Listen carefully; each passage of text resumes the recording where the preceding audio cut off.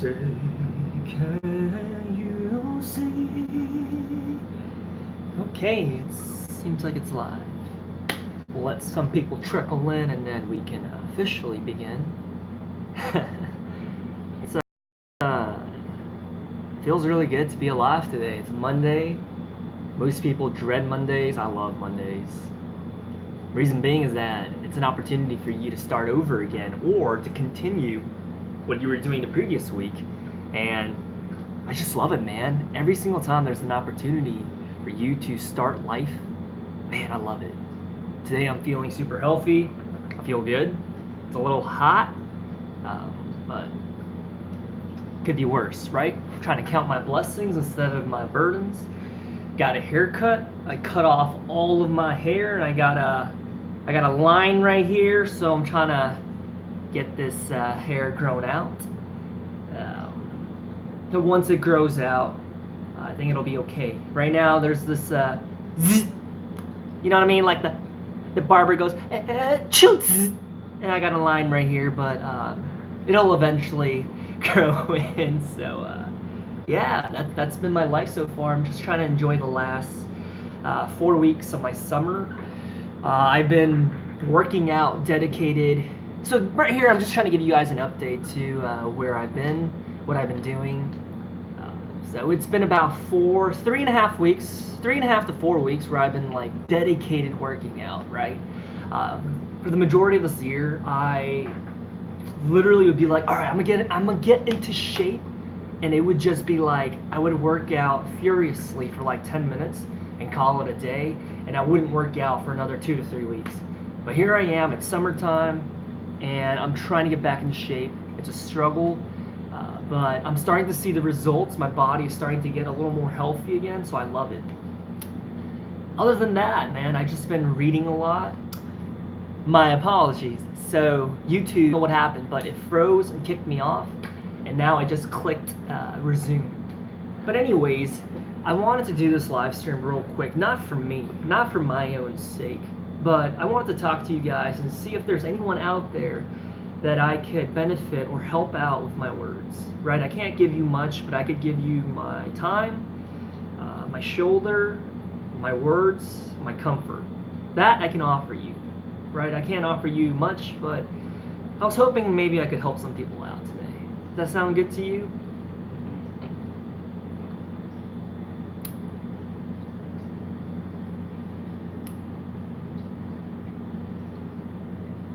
Opinion on friendship between a boy and a girl. I think for the majority of people, I don't think it's possible because one person will always catch feelings, right? If you're older like me, you'll understand what I'm talking about. When you're younger, you think it's possible to do platonic relationships, but the older you get, the more you realize either one person or the other catches feelings, right? However, if you want to be mature about it, see, I have female friends, and the reason why I'm able to do that is because the moment I meet them, I friend zone them right away. I don't give any doubt in their mind that I'm playing them or that there's a chance. I don't do it. I literally just squash all opportunity for romance to happen by literally making myself unattractive, by calling them a sister, doing whatever it is to make them see me as just a friend, and that's what I do right back to them. So I think if you take it with a mature approach, I think you can be friends with the opposite sex. But I think for the majority of people, it's not possible because once you get close to someone, regardless of physical attraction, when you get to learn someone's personality quirks, their sense of humor, you start to be more drawn to them, and it's like a natural law of attraction. You're gonna be catching feelings, right? However, if you tell yourself like, yo, straight up, this girl I can never date. No. I'm gonna friend zone you, but you know what? We can still hang out, we can have fun, as long as none of us cross that threshold of, you know, like, I think I like you, like, yo, no, right? I think it's possible, but I think you gotta be mature about it. Don't be like, hey, and be like, good morning text with a smiley face. Then you're just playing them, right? If you just want to be friends with them, but you're pulling all these stunts, like, good morning, boo. It's like, who are you trying to joke around with, man? You're the one that's messing around, and making them think you like them, but that's a whole nother subject. Is it okay for a guy to date a girl who is 5 years younger? So, I think age is really a circumstantial thing, right? Like if you're 35 years old as a dude, what difference is there to dating a girl that's 30, right? But here's where it becomes really serious. Like if you're telling me you're 12 years old and you want to date a girl that's like freaking 7 or 8, it's like, bro, like chill out, man. First of all, you shouldn't be dating till you're mature and wise enough to realize your actions. 18. Personally, I think people should wait to date till they're 18 so they can figure themselves out, learn about who they are, their identity, what they like, what they don't like. You see, when you jump into relationships when you're too young, man, you start losing yourself. You'll lose your self-esteem and you'll start falling into relationships after another, thinking that's how you find your worth. And so I've seen this happen too many times, and that's why I'm like, dude, if you're 12, 14, 16, I'm like, bro, don't be dating. And I'm not saying this as like an old conservative dude. No, I'm saying this as like I'm looking out for your heart and your mentality and your mental health, right? Seriously, if you start dating around, sleeping around when you're really young, what do you think that's gonna do for you, man? There's no benefit to it. So just wait till you're a little bit more mature, a little bit more wise, and you figure things out for yourself. But anyways, to answer your question, I think age is just a number in reality when you're both adults. But when we're talking about like when you're young 20s, man, okay, I don't want to overgeneralize, but I think there's a huge difference between an 18-year-old and a 23-year-old. An 18-year-old that's getting ready to graduate high school or is a freshman in college is a whole different person than somebody who's already graduated college and is in their first year of post-grad life, working or as an adult. A 23-year-old is fundamentally super different than an 18-year-old. So you have to realize what you're getting yourself into, right? If you're someone that's already going out into your career, are you going to be ready to date someone that's going to be a freshman or a high school senior that's trying to figure their life out? And you're not going to even have that much in common, right? They're going to be talking about prom, homecoming, SATs. You're going to be talking about trying to meet the next month's quota of sales or trying to do well on your evaluation report, right? You're going to have totally different concerns. You're not going to be able to connect as well. But with all that said, I truly believe that if you guys really want to make it work, you can make it work. But I'm saying statistically wise, I think it's better for you to stay in your own lane. With that said, like if you're a 23-year-old dude, I think it's much better for you to date a girl who's also 22, 23. But if we're talking about a higher number, like you're 45, dude, I think it's fine to even date a girl who's 31, 35, 37 if you're 45, right? It all depends on your life stage and where you are at in life. I'm supposed to be buying sunscreen to go to KCON this weekend. Yeah, I think you're definitely going to need sunscreen because if you go outside California, like even for 10 minutes, you are going to tan. You're going to just brown up. And I'm not trying to say like, oh, dark skin is bad. What I'm saying is, if you get browned up, you're going to get liver spots, you're going to get wrinkles, you're going to be prone to getting skin cancer, you're going to be doing an injustice to yourself. So I think it's going to be wise of you to put on that sunscreen, right? Put on that sunscreen.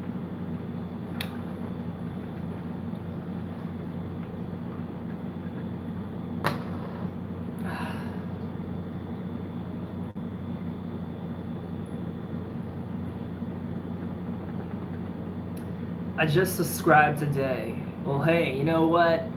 I'm not for everyone, but I'm gonna try my best to show you guys the real me. And I think people will like that, right? I think people will like that. But I think there's gonna be some people that see me and they hate me. Like I see the comments sometimes, and there's some people out there that see me, they're like, yo, I don't like this guy. And I don't know what it is, maybe it's the way I look, maybe it's the way I talk, maybe it's my accent, but whatever, man.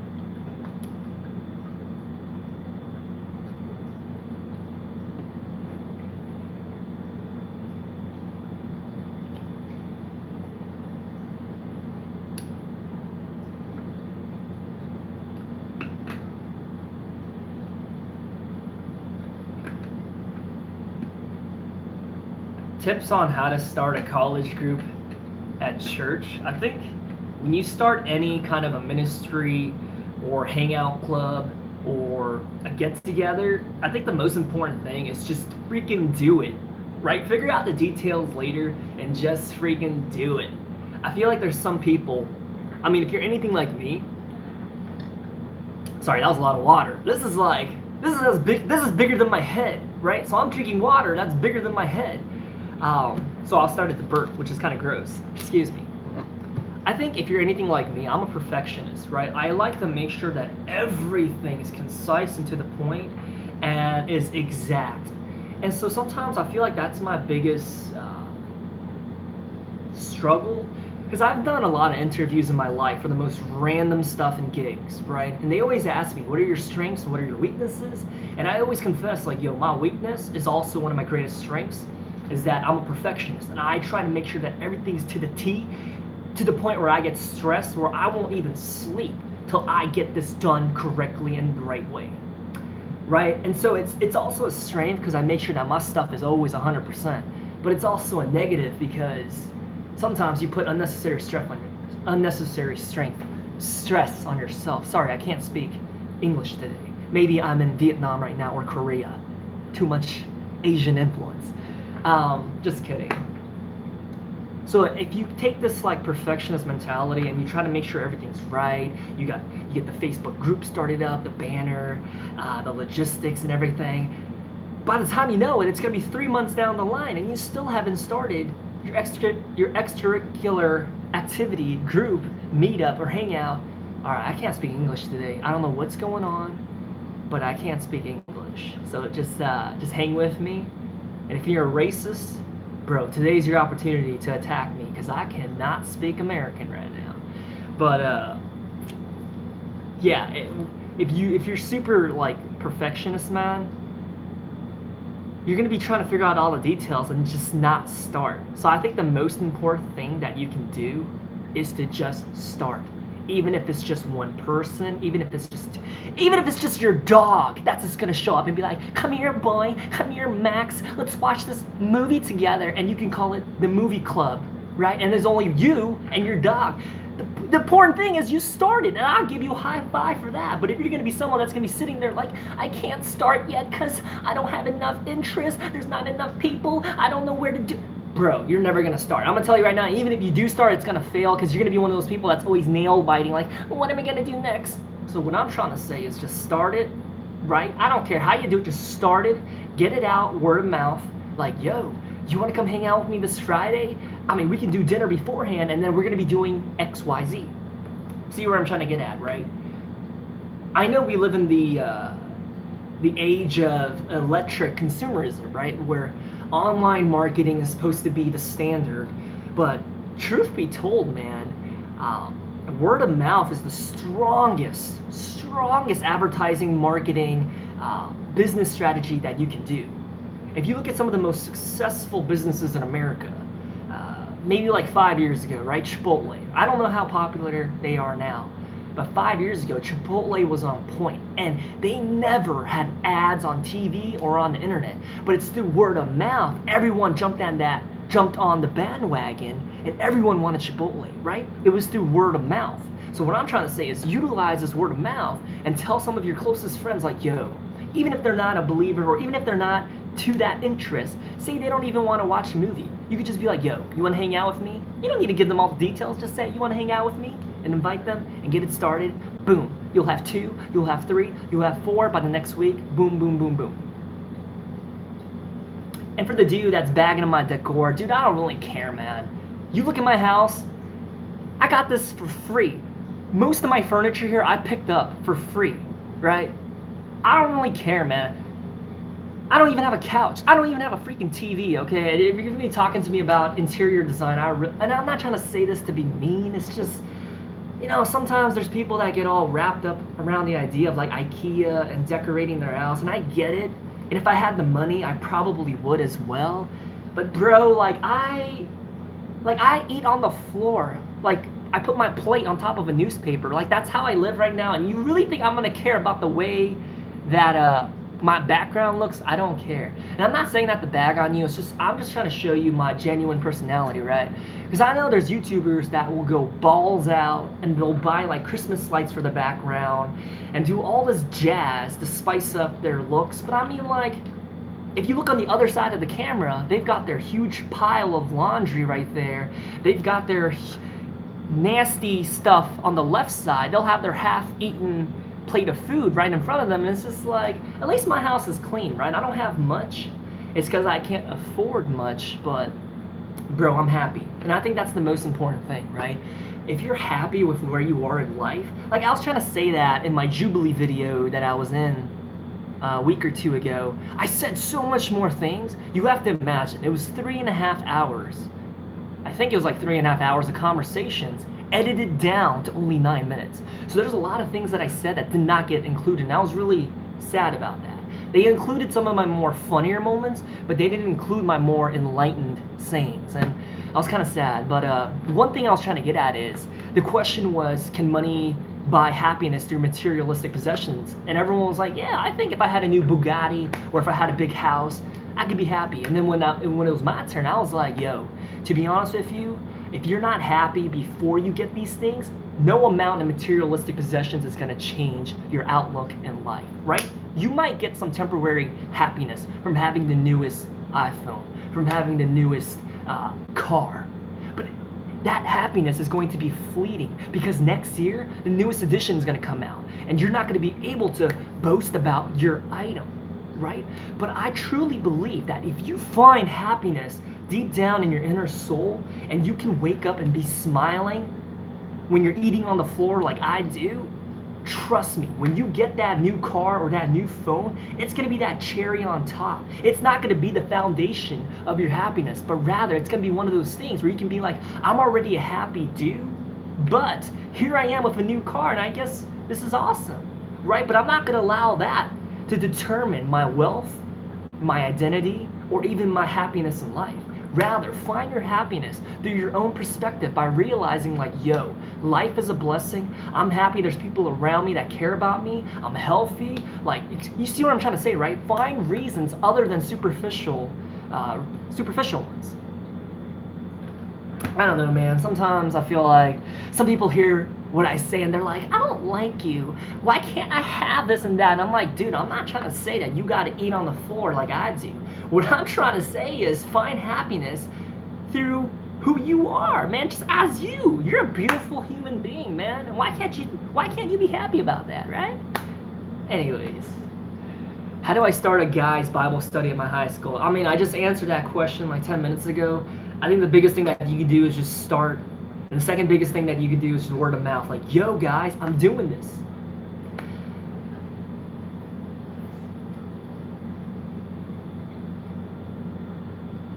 Woojung, how do you help a close friend that you discussed earlier about dating? Honestly, I'm going to tell you right now, 9 out of 10 times, dude, people are not going to listen to you.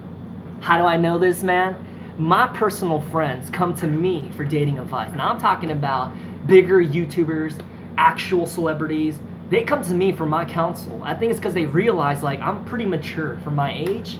Even though, like, I don't want to sit here and be like, look how wise I am. I don't really think that I'm wise. I just think that I think clearly, and I'm able to see matters from a different perspective, right?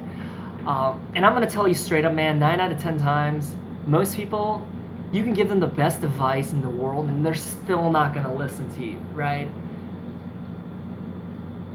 And so I've come to a point in my life where 한국말 못하세요? Man, I can speak Korean, but most people watching don't know Korean. 한국말 몰라서 안 하는 거야, 임마. I don't know, sorry.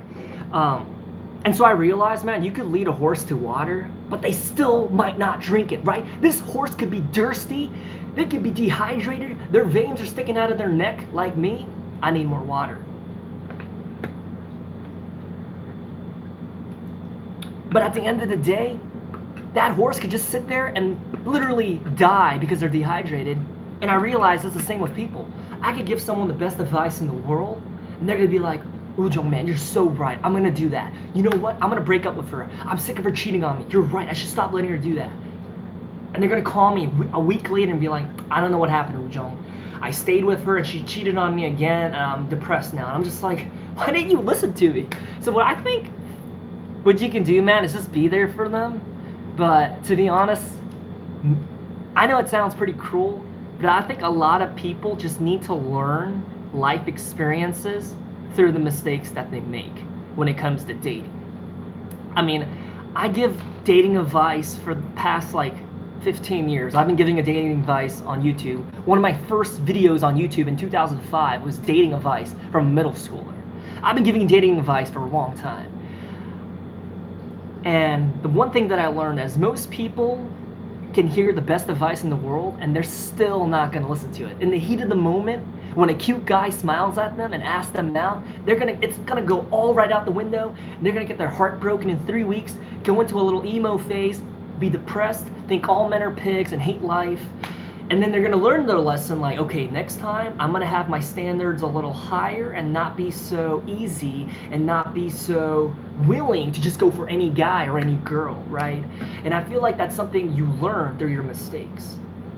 And I love it because I feel like mistakes allow you to become smarter, better, and more wise because you realize like, yo, if I got cheated on by doing this, the next time I'm gonna try not to do the same thing, right? And I can tell people how to prevent from going into a bad relationship, but most of the time, in the heat of the moment, when a cute girl looks at him, he's gonna be like, hi.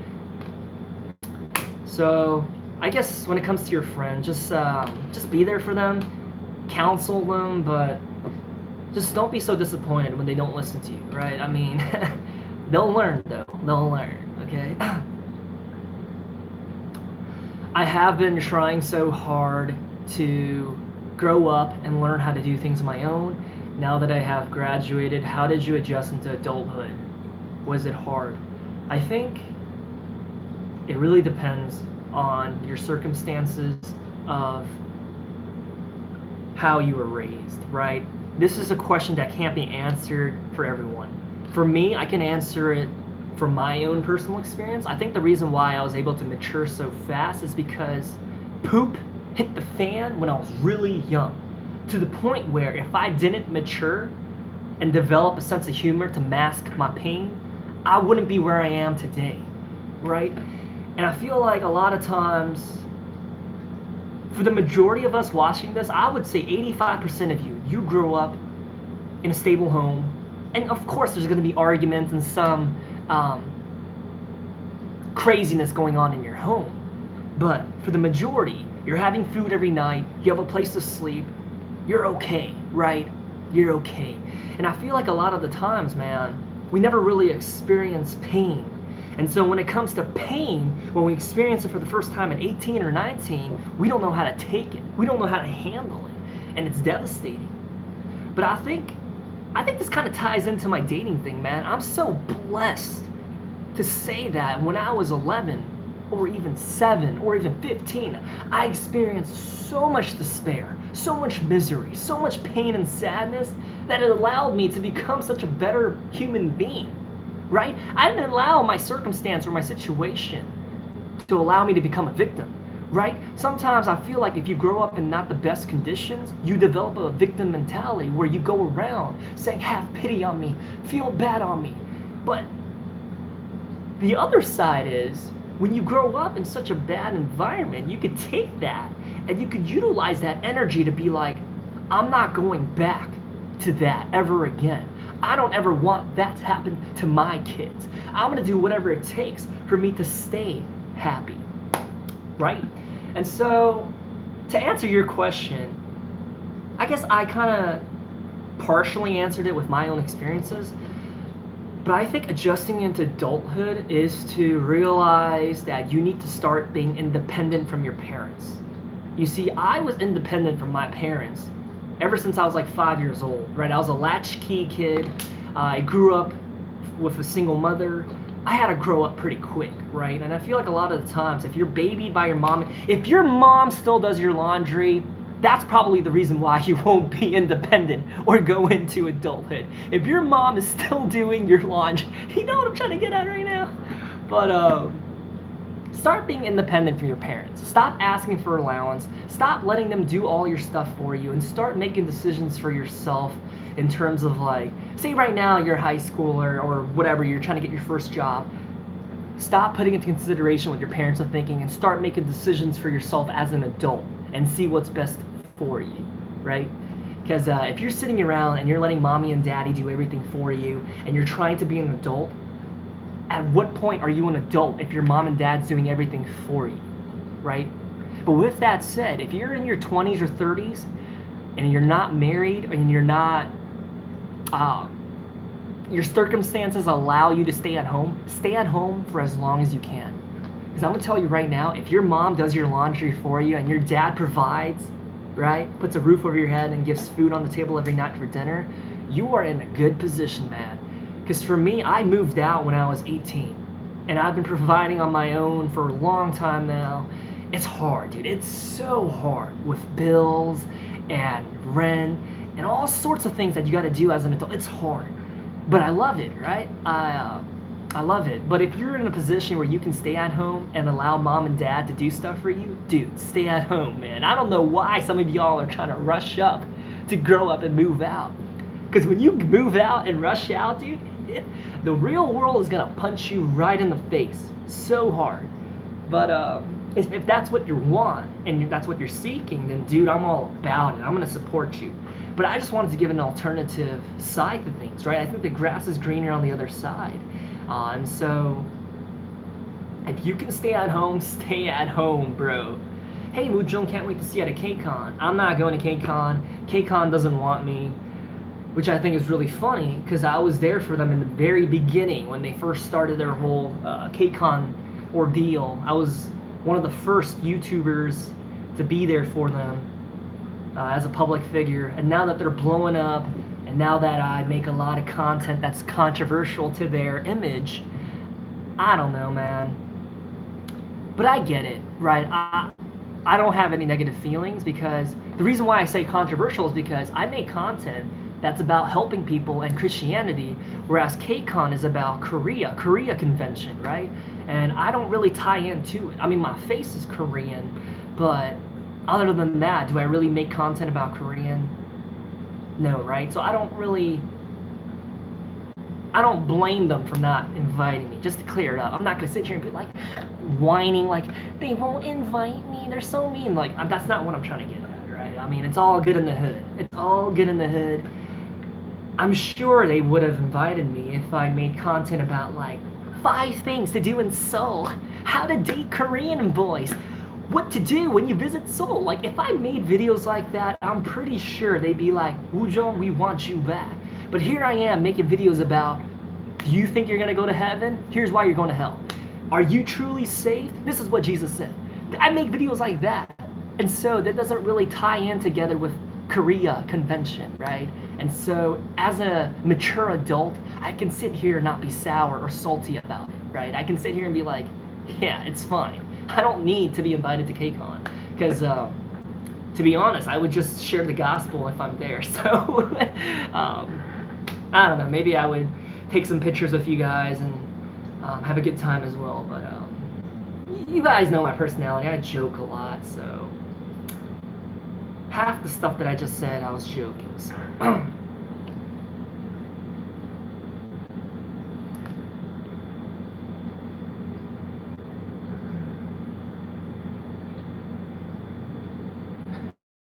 Please mention the Christian song about the hills and the valleys by Touring Lost. Yeah, you know, I really love that song because I feel like we live in a generation today where if you look at the biggest mega churches around the world, specifically since I'm American, I'm gonna just focus and highlight on the US, right? If you look at the biggest churches here in the US, man, we are being catered to a watered down version of the gospel known as the prosperity gospel, where God is for you, he's going to provide for you, which is all very true.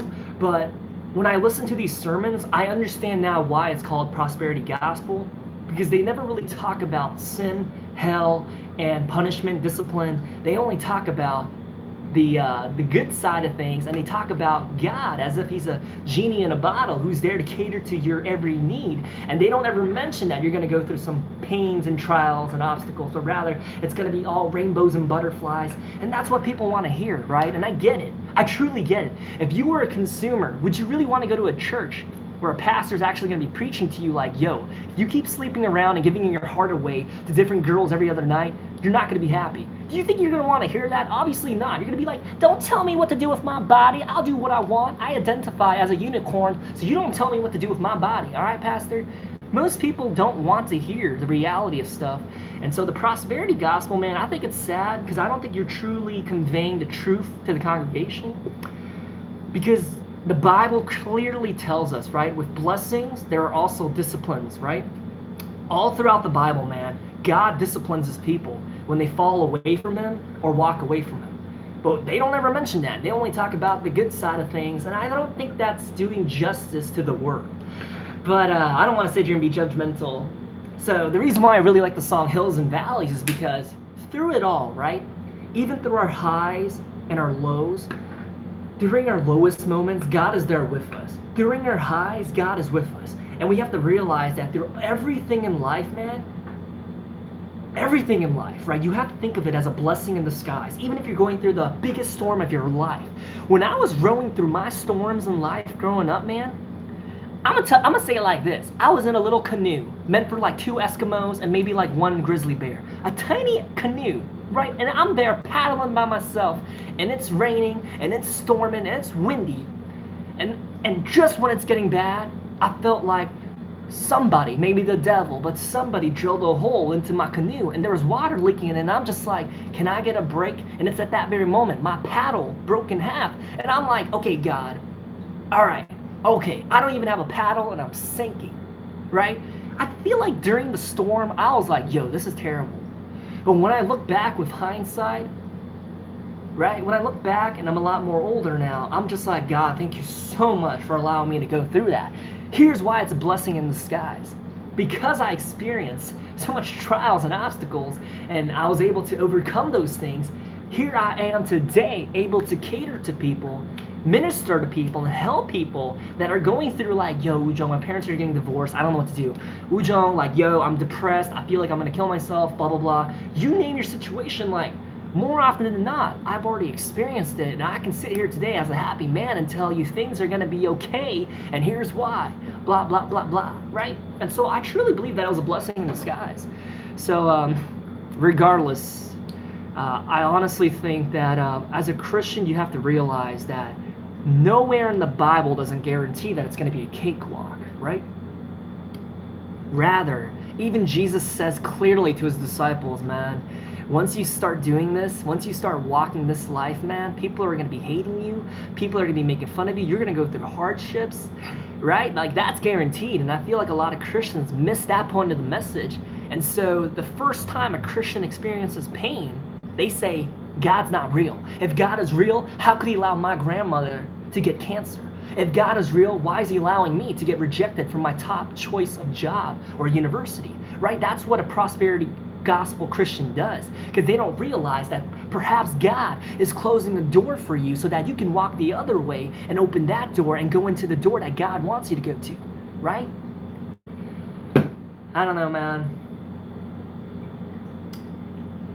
And then obviously when it comes to, sorry, I need to answer the other hypothetical question. When it comes to the grandma getting cancer, I think that's terrible, and I think that's really sad, and it's a tragedy, but you can't blame that on God, man.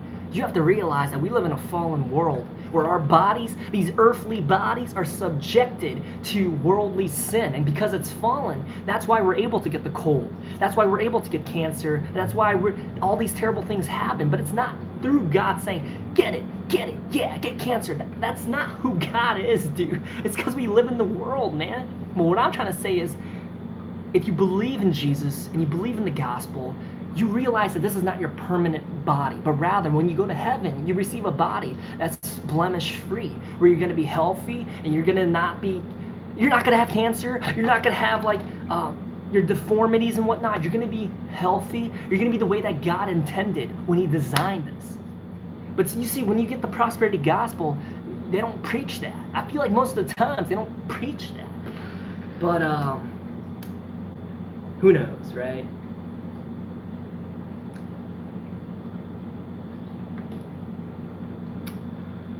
I don't even know what the comment section is talking about because I need some water. I feel like all my friends hate God because they've been in bad places. I think with experience of counseling people and mentoring and shepherding people for a while now, when I say a while, 2 years, one thing that I realize is I think it's better, and I'm not trying to say it's a good thing, but when it comes to the lesser evil of the two, I can't speak American today, but the one that's lesser of the two in terms of evil. How do you say it again? The one that's okay. So this is a very good lesson. Before you do a live stream, make sure you drink water. I did not drink water. I'm dehydrated. Lesser of the two. Whatever. Let me drink some water.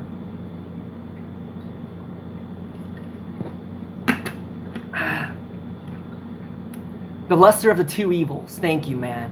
I don't know what's going on, but I think my brain is just going through a fart session, and I can't think. But thank you. Here I am making a fool of myself. I don't even know basic grammar. The lesser of the two evils. Thank you.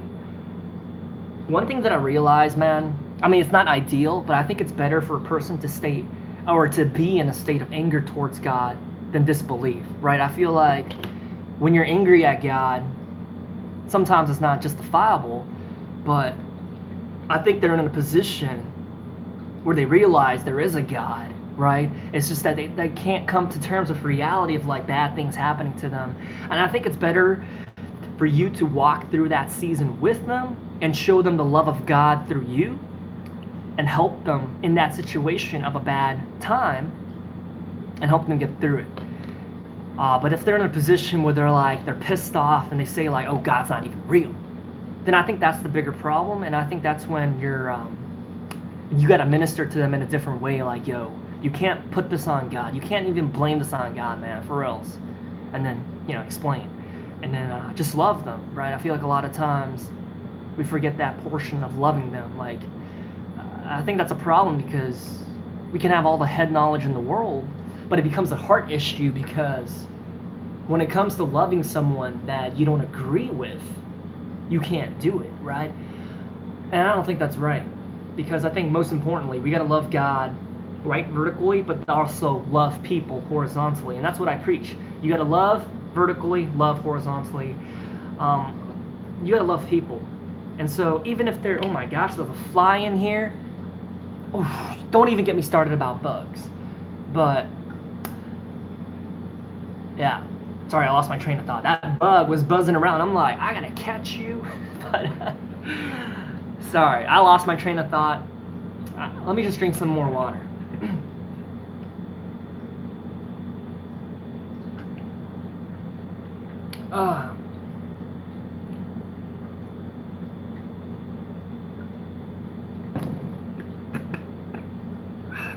God bless you. I listened to the depression video. Yeah, man, I made that sorry, I hate saying that.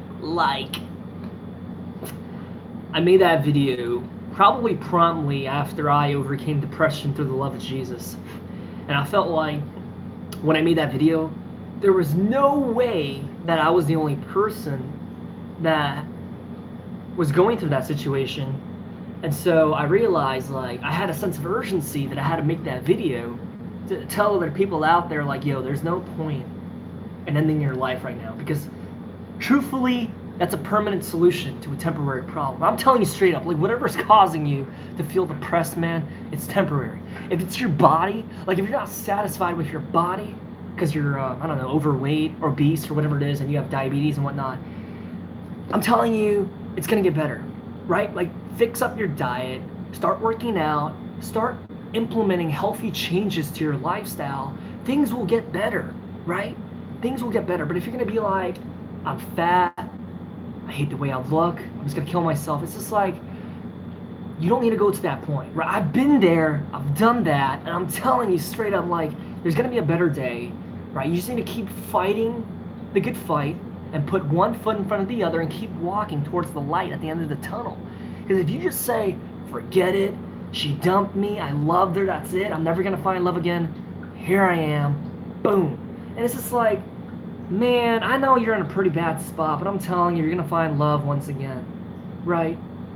You're going to find love once again, but this time I'm hoping that you'll do better. Because obviously, when it comes to a relationship breaking up, one of you messed up, right? One of you messed up. Even if you say, oh, it was a mutual breakup, one of you still messed up. Because for the romantic feelings to dissipate like that, or for you to lose interest, one of y'all messed up, right? But what I'm trying to get at is, more often than not, y'all break up because too many arguments. Because one of you is insecure, and you got pissed off every single time a girl talked to him, or a guy talked to her. You got pissed off, and you're like, why are you talking to them? And you started arguments, and you guys were always butting heads, and you broke up, right? Maybe you can walk away and take that lesson and be like, next time, when I find the love of my life, I'm not going to let my insecurity ruin something that's beautiful, but rather I'm going to realize that she's with me at the end of the day because she loves me. If she wanted to be with that other guy, she would be with him, but she's not because she's with me, and I'm not going to let my insecurities start an argument. You see what I'm trying to get at, right? Everything in life can be a lesson, right? It's a matter of perspective, man. Like, even if you're in debt and you're broke, maybe you can learn about why you ended up in that position. Maybe you swiped your credit card on everything, right? Maybe you swiped your credit card on everything and you realize you can't afford it, and now you're in a pickle, right? Tommy Pickle. Wait, what was his name from Rugrats? Was it Tommy Pickles? I don't know. But you're in a pickle, and now you're like, how do I get out of this? In the future, you'll learn, like, yo, don't swipe your credit card for things that you can't afford. But how do you stay so happy even when the world isn't happy? You know, I'm going to be honest with you, a lot of the times I choose to stay ignorant, right? I mean, I'm an informed citizen. I realize what's going on in politics, in the world, with religion. I know what's going on, but a lot of times, man, I choose to stay ignorant in terms of engaging in conversations of getting heated, or putting myself in a position where I know that negativity is going to arise, right? And I just feel like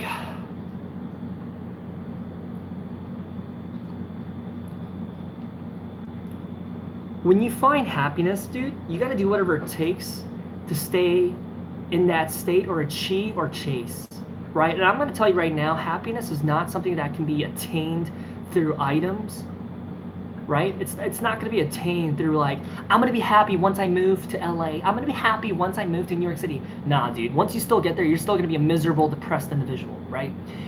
You got to find happiness through yourself by finding peace in your heart. If you don't find that peace in your heart, you're never going to be happy no matter what you do. Even if you get a different haircut. Look at me. I have a line through my freaking head. I have a bad haircut right now, but I'm not being mopey about it because I'm happy at the end of the day, right? Find peace in your heart with who you are, right? Or where you at in life. Find pleasure and fulfillment through the relationships around you, through the love that you can give on to others. And be a happy individual. Even when poop hits the fan, choose to be happy. And I promise you, it'll become a habit and you'll be habitually happy. But if you're someone that's actively seeking dysfunction, and you're actively just wanting to fight with people, and you wake up looking for an argument, you really think you're going to be happy, right? No, you're not going to be happy, dude. But yeah. And when I say I choose to be ignorant, I'm not saying that I'm choosing to, like, turn my back towards people. No, what I'm saying is, like, I stay informed, but most of the time, man, like, if I don't have something nice to say, I just keep my opinion to myself. And I feel like we're at a point in life where we don't do that, where you feel like you're obligated to make fun of someone because they don't think the same way that you do. And what do you think they're going to do once you make fun of them? Of course, they're going to make fun of you, and you're going to get heated. And are you going to be happy? You're not going to be happy, right? And I feel like that's a kindergarten lesson that we forgot, man.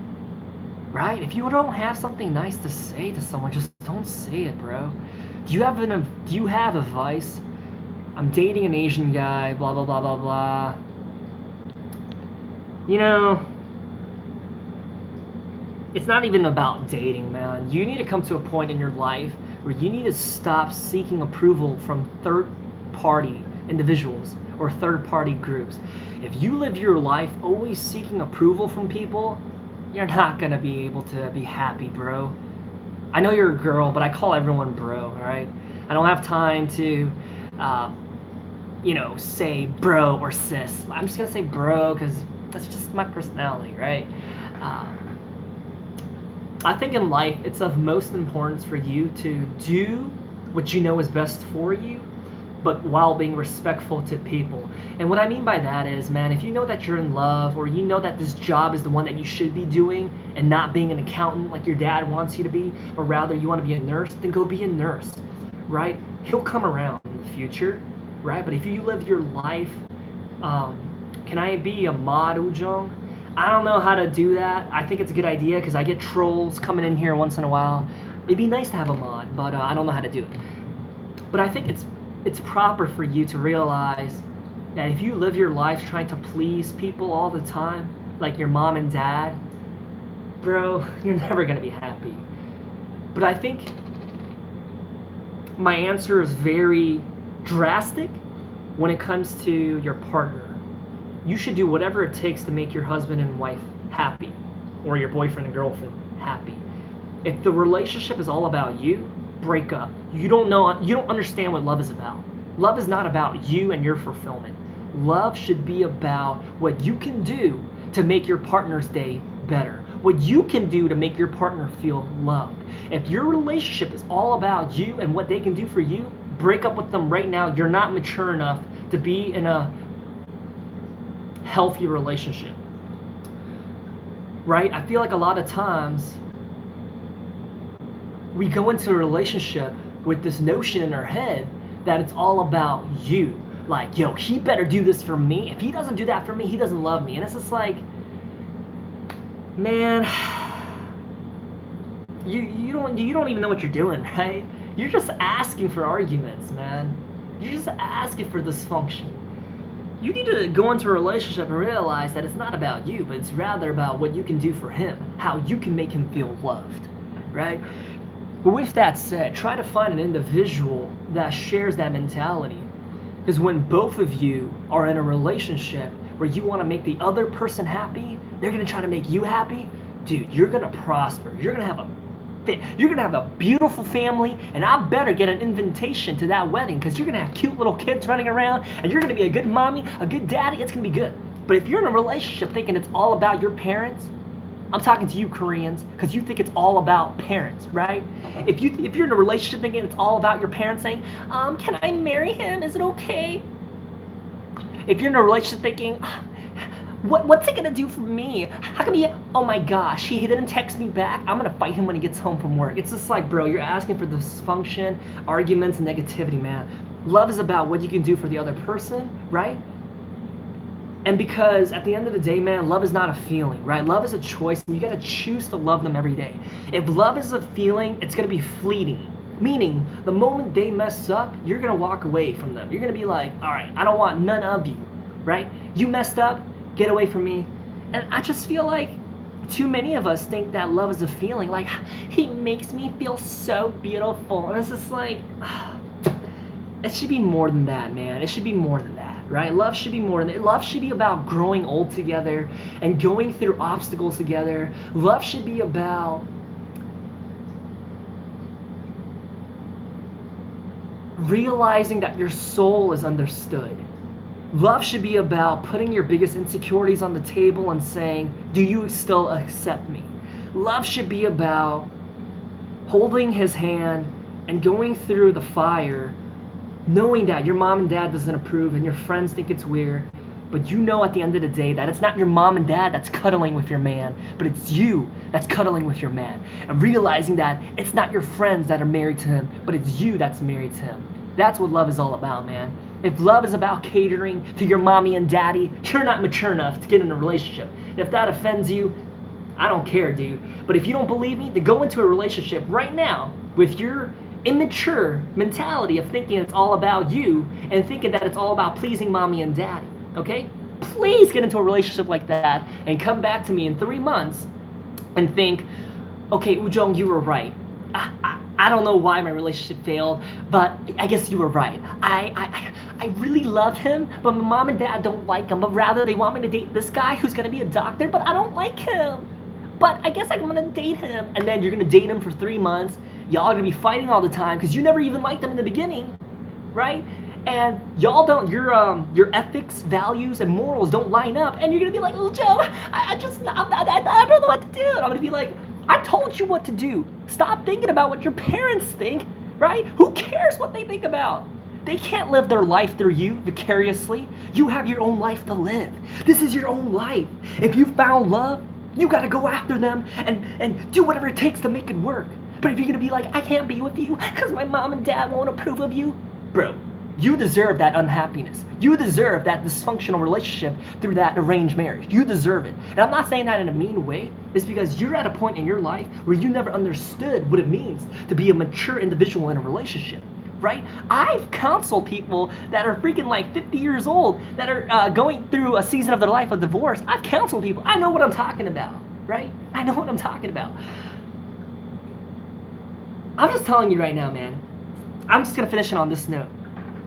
To the person that was like, my parents don't approve of him because he's not my same race, ethnicity, lifestyle, whatever it is.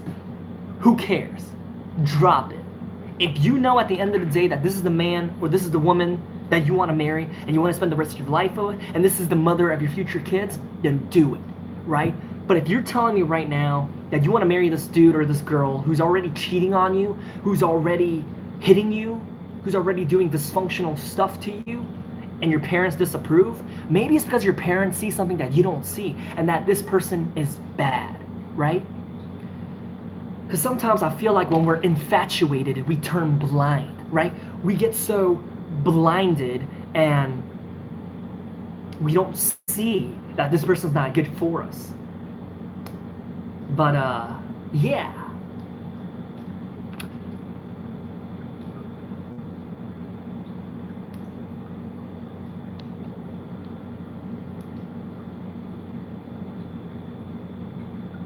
Sorry, I get on a huge tangent when people try to give me their millennial philosophy of relationships, and I'm just like, I'm the guy that makes videos about date to marry. I'm the kind of guy that makes videos about dump them if you don't think that you're gonna get married to them. I'm the kind of guy that makes videos that say you shouldn't be dating till you're past 18. And I'm not saying that because I'm a Puritan or a pilgrim, but I'm saying that because when you're 16, you have other things in your life that you got to be worried about, such as being a student, how to study, working on your SATs, working on your varsity volleyball team. You should be worried about those things. You should not be worried about dating. You have all the time in the world to date when you become 19 and 20. I'm the kind of guy that makes those kind of videos. So when someone tries to come to me and says, I don't agree with you because the stuff you're just saying makes me feel uncomfortable, it's just like, go away with your millennial philosophy. And that's the reason why in this generation, hooking up is more acceptable than marriage. And that's the reason why in this generation, it's more acceptable for you to have 2 boyfriends than it is to be in a committed relationship. And that's why in this generation, it's more acceptable for you to be bisexual and to try out your sexuality before you say, okay, now I'll be straight. And it's just like, this is what it's come to, this millennial generation, and I'm sick of it. I'm going to go against the grain and give you the philosophy of what's going to be prosperity and happiness in the long run. You might think that you're going to be happy by cheating on your boyfriend, right, with another dude every night, but I'm telling you, in the future, when you get a husband and 3 kids, do you really think that habit of cheating is going to be kicked to the curb? No, you're still going to want to have that temptation to cheat on your husband, right? And I'm sick of it, dude. I'm sick of it. What I'm trying to say is I'm trying to advocate people to be more, to live above the influence, right? Just because everyone else is doing it, that doesn't mean you have to do it, right? And I get that all the time, like, Ujong, I've never kissed a girl before, and I just feel like girls don't like me. You know what I'm gonna say to that dude? I say, yo, work on yourself, try to become the best possible version of who you are, 2.0, work on your goals, work on what you can do to achieve that inner peace in your heart. And I promise you, right? I promise you that more often than not, you are going to meet the right person for you. But if you're living your life, like if you're going to the gym and working out so you can impress girls, if you're trying to buy this car because you're trying to get a hot girl, bro, bro, oh my goodness gracious, you don't have the right mentality, my friend. I'll tell you that right now. Oh man. Sometimes I feel like I was born in the wrong body. I feel like I should be like a southern black dude, or like a farmer, or like a dude from Alabama that you know what I'm trying to say? Like sometimes I look at myself and I'm like, wait, I'm a Korean dude, but my philosophy, my thinking, and the way that I talk does not fit my appearance. And I think it's great. Because whenever I meet people, they're always like, why do you have that accent? And why are you so different? I'm just like, because I'm not a basic LA Asian. Like, I'm not even trying to be rude here, but 99% of the Asians here are all the same. They have the same haircut. Every girl has the same ombrage, right? Or ombre. And every Asian girl has the same makeup. Every Asian guy has the same clothes on. And here I am walking around like this with a haircut that's different, and I talk different, and my philosophy is different. I don't even have the same hobbies as they do. Most LA Asians, their hobbies include drinking, going to festivals, going to nightclubs, doing stuff like that. I have no interest in that, right? I have interest in fishing, in doing things that are weird in this demographic. But I've never really fit in wherever I went. But I think that's what makes me special, and I realize that I love it, dude. I really do, because I bring a lot to the table, right? Like, if somebody wants to get into a hobby that I like, such as, like,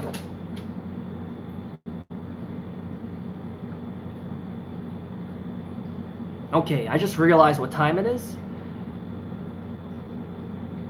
I've been doing this for an hour. But anyways, such as like fishing, I can get them into it. I can teach them the ropes, right? But if you want to talk to me about basic Asian things that every LA or Bay Area Asian does, I'm just like, oh man, I shake my head because I'm like, bro. So this is the weird part about me, man. I fit in better with Southern men than I do with other Asians. I fit in better with people that completely don't look like me than I do with other Koreans. And I think that's why I never really had Korean friends, because I always felt awkward, man. I feel like it's I don't know, man. Okay, now I'm just getting into like a weird confessional therapy session. We shouldn't go there. But 형, 지금 한국이에요? 지금 한국에 아니고 다시 미국으로 갔다. 나 지금 한국에 있으면은 죽을 것 같아. 근데 이제 한국 지금 진짜 더워. 내가 뉴스에서 맨날 봐. 사람들 땀 흐르고, 여기 너무 더워. 끈적끈적해. 더워. 근데 한국 그렇게 더울 때 나 진짜 싫어. 그래서 나 지금 미국에서 있으니까 행복해. Oh man. Nowadays, people put you into a certain group, which really, yeah, man. People stereotype me as like a typical Korean guy until they get to know me and they find out that I'm a veteran. I served as an infantry officer.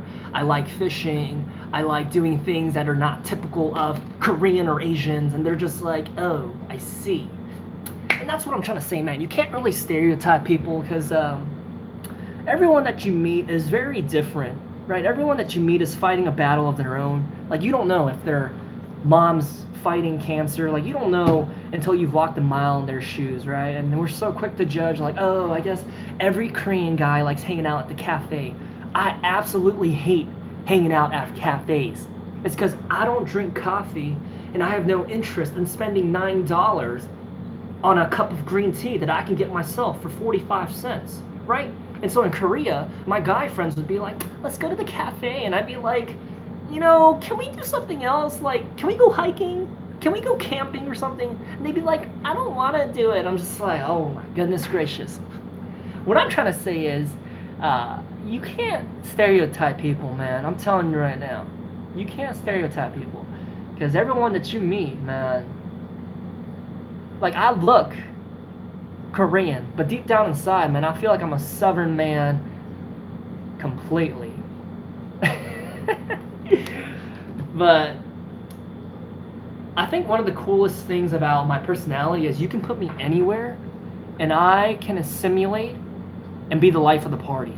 Even though I'm not like your basic Asian guy in the Bay Area, you put me in a category with 20 other Asian dudes, and if you give me 3 hours, I'm gonna be the leader. I'm gonna be the wolf pack, like the guy in the front. I'm gonna be the one that's life of the party. I don't know what it is, but God gave me a certain gift of charisma and like this personality that's just full of energy, where I can go anywhere in the world, right? Like, you put me in inner Washington, D.C., and it's just full of like black and Hispanic dudes, and I guarantee you that I'm gonna be dapping them up, and I'm gonna be best friends with all of them in a matter of 20 minutes. You put me in Korea, Malaysia, or Thailand, and I'm friends with the entire village or city in a matter of minutes, right? And I love it. But when it comes to like hobbies and interests, obviously I don't share the same hobbies as they might do, but just because you don't share the same hobbies, it doesn't mean that you can't be a friend, right? Man, I don't even know where I'm going with this. So, hi Woojong, can I be your friend? Yeah, man. If you're watching this, I guarantee you right now that you're a friend of mine, and I friend zone you. You're a friend of mine, and you're friend zoned, and I love you, right? Like, real talk, I love you. But if you're gonna be coming at me with this creepy old, I'm gonna tell my men this right now. Sometimes, and women, I'm gonna tell my men and women this right now. If you're single, sometimes you'll have people just being all nice to you, but it's because they got an exterior motive. I'm gonna be nice to them so that I can date them. I'm gonna tell you that right now. There's some people like that out here. But with the best thing that you can do is friend zone them. Isn't that funny, man? Everyone else that you meet, everyone in your friend category or circle of life, they don't believe in friend zoning, right? They believe in just see where it goes. Just make out with him. He's got a cute smile. You know what I'm trying to get at? But here I am saying friend zone everybody. Friend zone everybody. And then later, maybe you can date them, right? And I think that's the smartest thing that you can do. I think somebody asked me earlier about courtship or dating. Dude, dating is something that was invented in the past, like, 2 centuries, right? There was never such a thing as dating. Back in the day, you like someone, you'd be married the next day. You know what I'm trying to get at? Like, your daddy would be like, I will give you 5 goats and 16 chicken eggs for your daughter to marry my son, or something like that, right? Dating is something that's very new. And I feel like dating is progressing into something disgusting. Because I have friends, I'm not trying to judge them, but I'm trying to say this is a reality. I have friends that are literally going on dates with 5 different dudes a night to get free meals and to play the game. And I'm just like, why is it called a game? Why does something beautiful such as marriage have to turn into a game, right? And so my philosophy of dating is just friend zone everybody, right? Be friends with them, and then eventually that friendship can progress into a romantic thing, right? That's a thing, dude. I don't want to corrupt you, but that's a thing. Like, there's apps out here where you can just seriously pull someone up and swipe left or swipe right, and you'll be sleeping with them in a matter of 20 minutes, right? I think this is disgusting, and I'm not trying to say like I'm judging you, but I'm saying like, yo, man, think about your future husband or future wife. How do you think they feel about you doing this right now? And we don't think about that. You know, when you're young and you're free-spirited, you try not to think about that. But I mean, but let's think about it. Your husband or your wife is seriously living right now. Unless you're one of those sick people that's like, when I'm 60, I'm gonna marry a 20-year-old. Okay, maybe they're not born yet, but I'm sure not many of you guys are gonna be like that. And I'm not saying all people like that are sick, but I'm saying like, man, When you're 41, your future spouse is 1. So I mean that's kind of weird, right? But for the majority of you guys, right? Your future husband and future wife is born right now. They're living their life. They're going through a struggle that you don't even know about. And I made a video about that, right? I said, instead of praying for God to like deliver you a spouse, why don't we take a step back and pray for our future soulmate? Why don't we do that? I made a video about that and you guys didn't like it. But I still made it and I uploaded it. And I think that's something that we got to do, right? We should take a step back and think about the spouse that we're going to marry in the future and pray for them. Like, yo, if they're going through a storm in their life right now, I pray that God, you would give them the strength to overcome it. Something like that, right? And if you're interested in what I'm talking about, bro, I made a video. I think it's like prayers for your soulmate, ujom.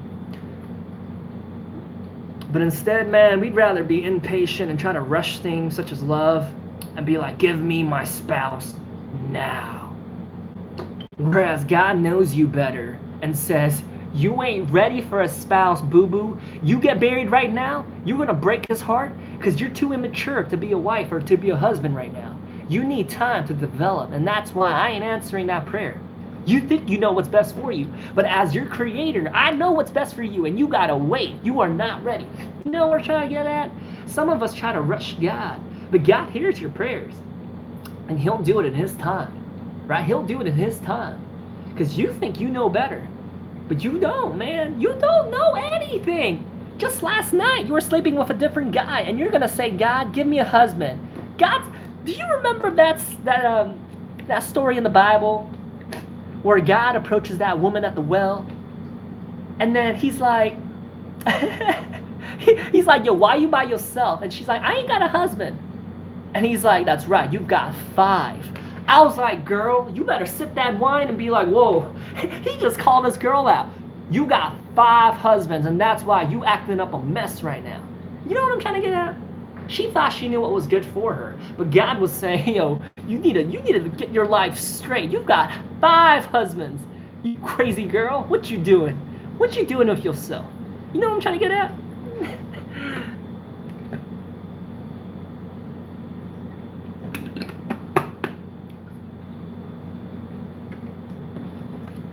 Anyways,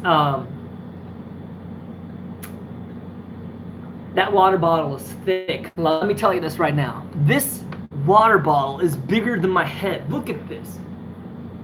Side to side. Look at this.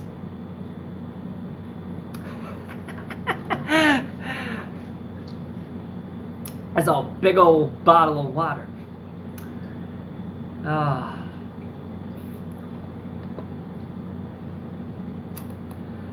Anyways, is there anything else that y'all want to talk about? Is there anything else y'all want to talk about? Because I'm about to take my booty to the gym because I'm on a 4-week streak and I am not about to end that here.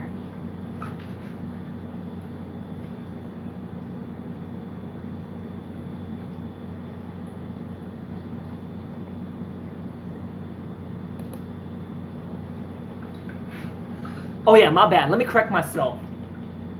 The girl did not have 5 husbands, but she had 5 husbands. My bad. It's blurry right now. So what I meant to say is I meant to put it into past tense and say that she had 5 husbands.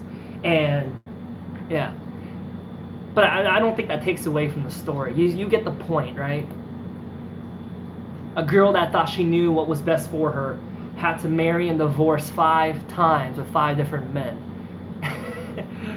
So what I'm trying to get at is we think we know what's best for us, but God knows what's best for us.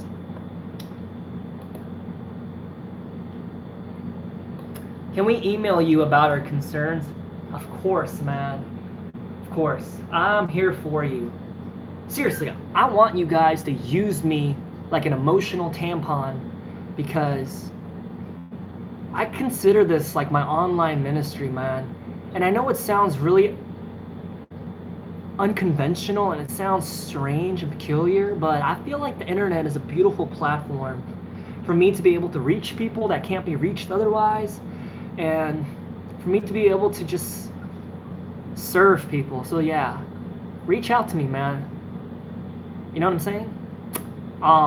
And before I go, two things, right? Two things. I'm trying to do this as more of like a conscientious thing because I usually forget to do it. So two things. First one is, if you like what you see and you're all about seeing a YouTuber that's raw and that's all about helping people, I've got a Patreon. If you want to support me there, please do. And I'm not just saying financially because my prayer requests are up there. I'm going to try to update my prayer requests more often. Yo hablo español. My prayer requests are up there, so please check out my Patreon to see how you can support me.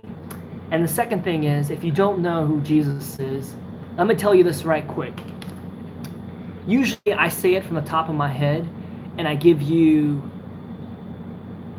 my words, right? But today I wanted to read from Scripture about the gospel, okay? And I wanted to read John 3:16. It's really famous. Even if you've never heard of Christianity before, I'm sure you've heard of John 3:16, right? And it goes like this, okay? For God so loved the world that he gave his one and only Son, that whoever believes in him shall not perish, but have eternal life. For God did not send his Son into the world to condemn the world, but to save the world through him, Jesus. Whoever believes in him is not condemned, but whoever does not believe stands condemned already because they have not believed in the name of God's one and only Son. This is the verdict. Light has come into the world. Light meaning Jesus. Light has come into the world, but people love darkness instead of light because their deeds were evil. I mean, isn't that so true? There's so many of us that would rather choose to be their own God by saying, you know what? I want to continue to live a life of sin because I don't want to repent. I don't want to follow you, God. I don't want to do it. I'd rather be the God of my own life and live life to my own terms. The same was going on 2,000 years ago, man. Nothing's changed. Nothing's changed. Everyone who does evil hates the light. Isn't that true, dude? How many times have people given me death threats because I've told them, like, yo, if you keep sinning, that's going to keep separating you from God, and it's going to lead to hell unless you reconcile that through the grace and love of Jesus, and you repent and you accept Christ into your heart. And when I say that, they say, you're a bigot, you're a racist, you're a sexist, you're a hater, you're an LGBT phobia, you're a terrible human. They say all these things, but what I'm trying to do is just deliver the truth and love to them because I care about them, right? So everyone who does evil hates the light and will not come into the light for fear that their deeds will be exposed. But whoever lives by the truth comes into the light so that it may be seen plainly that what they have done has been done in the sight of God. A lot of the times we think like, yo, I'm going to do these things because I don't care what anyone else thinks. But I'm going to tell you this right here. When you die, you will meet your maker, whether you think it or not. You will meet your maker and he will judge you according to your deeds if you did not accept Christ into your heart. So you might say, oh, John, God's not real, and make fun of me and do whatever you want, right? But when you die, I promise you, boo-boo, I promise you, you will meet God and you will have to stand before him as he judges you for your life, right?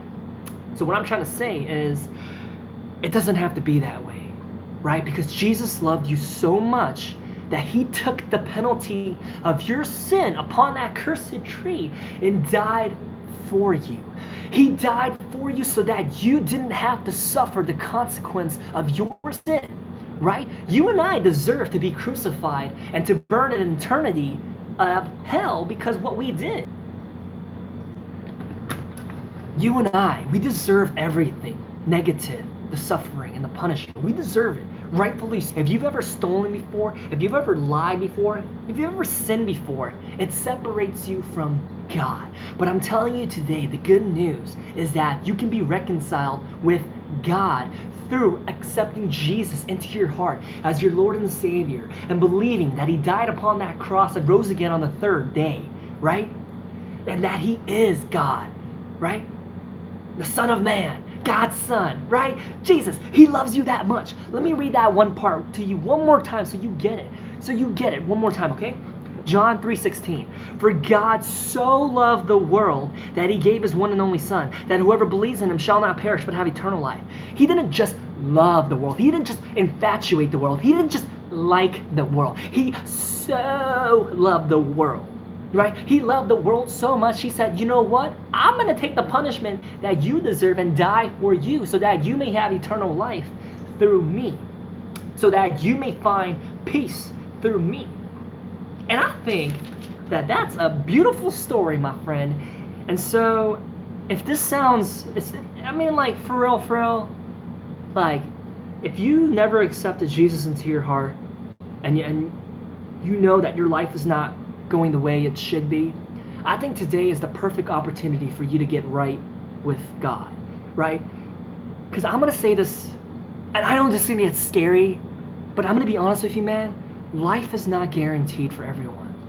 And so the reason why I say this is because, seriously, man, if your life is not right with God, you could die today or tomorrow. Seriously, you could choke on that chicken wing that you got from KFC because it tastes good. 6 pieces of drumsticks and thighs for $4.99 is a great deal. I'm allergic to chicken, but that's a great deal. You could choke on a piece of chicken and you could die, right? But if you're not right with God, my friend, I'm telling you, dude, if your life is not right with God, you are gonna go to hell. And I'm not saying that like he's threatening me, he's scaring me. Like, bro, I'm saying this out of love. I'm trying to show you the truth and the light, right? If your life's not right with God, you're gonna have to suffer the consequences, right? Listen, God is not gonna force anyone to go to heaven who doesn't want to go. But I'm telling you, the ticket to heaven is in the name of Jesus, right?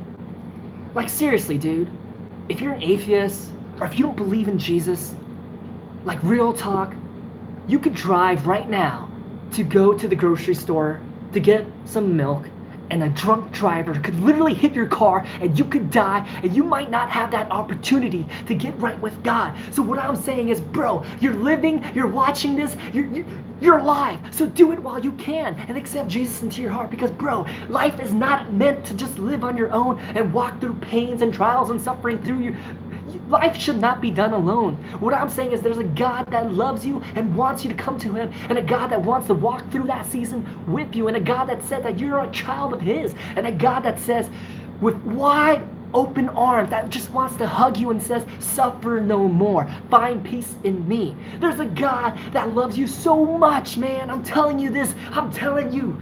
So, essentially, if this sounds good, man, just do a quick prayer, right? You know what? I'll pray with you, and then I'm going to end this live stream, and then I'm going to get my booty to the gym, because I'm fired up. Who needs pre-workout when you can just go to the gym after teaching people about the gospel, right?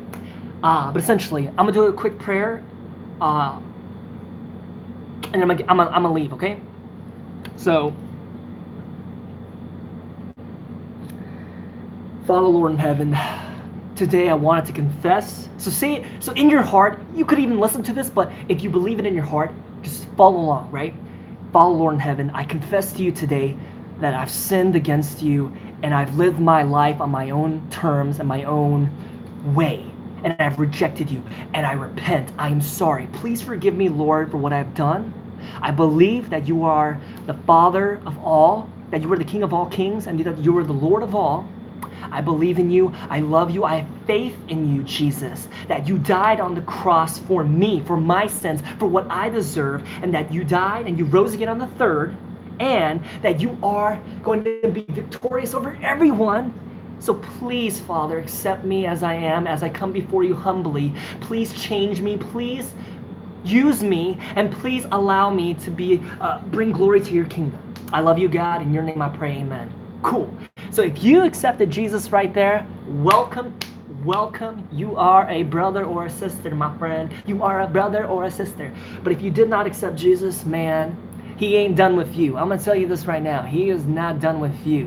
What I'm trying to say is, you might hate me. You might be like, Wujo, God's not real, you crazy.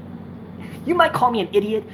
You know, you might say anything you want. But what I'm trying to say is, see what's planted in your heart. And I'm telling you, let God work out the details. You will find yourself crying on the bedroom floor at 4 a.m. in the morning saying, God, I need you. You might be like, Wujong, that's never going to happen.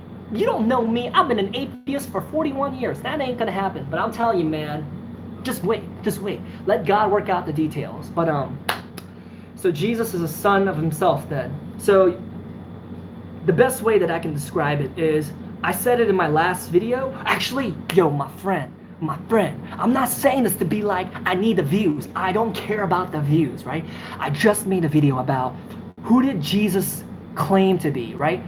Let me give you the video title because it's going to explain perfectly. I know you're confused about how is Jesus God and how is it a son? Please watch that video. Jesus is a good shepherd. What? And the thumbnail says, I am the good shepherd. Watch that video and you will get it. I love you. Peace.